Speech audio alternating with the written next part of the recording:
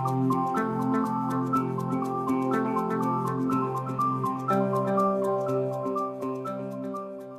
do you feed them? Well, I feed them time release fertilizer. There's different, Osmocote is good. I actually use a commercial type, but probably Bob. Organic citrus food. How much? I say like I have a 3-gallon pot. I give it a handful is all I do. I mean, I don't measure that. And my time release fertilizer actually is for a year. And then I also supplement some fertilizer that's quick. Like in February, I give it a little bit, and I never measure much either on that. But I'm not real careful about that because, like I said, I've got 200 plants to worry about, more than that really. But the time release, once it looks like I've peppered a steak or something, that's enough fertilizer for me because it's 12 months. If it's 3 months, you may want to, like I said, every 3 months give it another handful. Well, something I read in the newspaper said that for every year, however how old you, I think the 11th grade, wherever how many years you put back.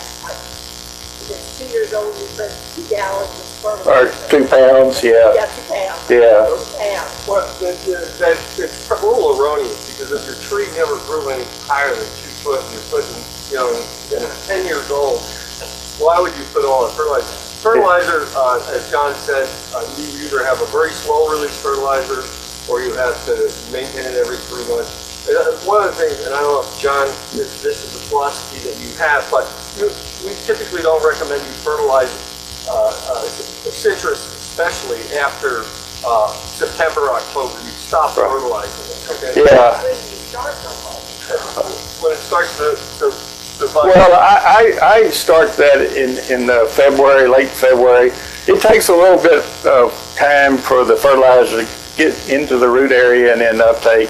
And about late February, the plant's going to start growing in March for sure. Sometimes they start in even February if it's a lot of warm days. So you want to give it, a week or so before you think it's going to start growing.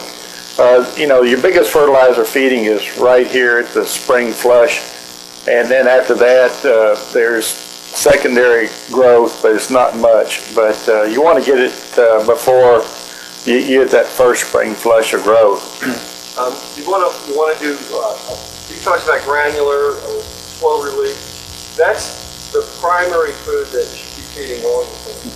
Liquid fertilizers, if I invited you to my house for lunch and I fed you like you feed plants with liquid fertilizer, I'd hand you an intravenous bottle and it would drip into your arm. It goes right through the plant too, liquid fertilizer. So that plant gets a lot of food, no food, a lot of food, no food. So use slow release fertilizer. As John said, if you want to supplement, you can supplement with a liquid, a fish emulsion or something like that, different times in the year.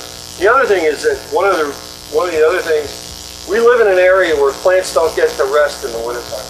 You lived up north, and everybody knows the north, everything goes gray, trees are naked, it's dormant. We don't, the plants around here don't get that opportunity. So when you start feeding in the wintertime, first of all, it's a waste of money. Secondly, you don't want to spurt your own citrus plant around. Yeah, that's the same thing. I don't recommend, you prune in the wintertime or fertilize in the wintertime. You stop. They kind of say, at Labor Day, something like that is the last time you feed them because you don't want any wintertime growth because it's really tender and it'll get burned off. So, and then you're wasting your fertilizer. So the first few months, like February, March, and April's when you want to give them a little bit of fertilizer. I do it each month if I'm not using the time release. And the best fertilizer to use is a azalea fertilizer if you can't find the citrus fertilizer because they usually have the trace elements. There's some trace elements that you need for citrus. Mainly it's zinc and iron and magnesium. And so when you buy a bag of citrus fertilizer, it usually has those in there. And if you look at the label, the most water-soluble type of those trace elements is the one that's the best. If they put iron in there and it's just old rusty nails or something ground up, it's not going to be water-soluble. And so you want the water-soluble trace elements and the fertilizer too.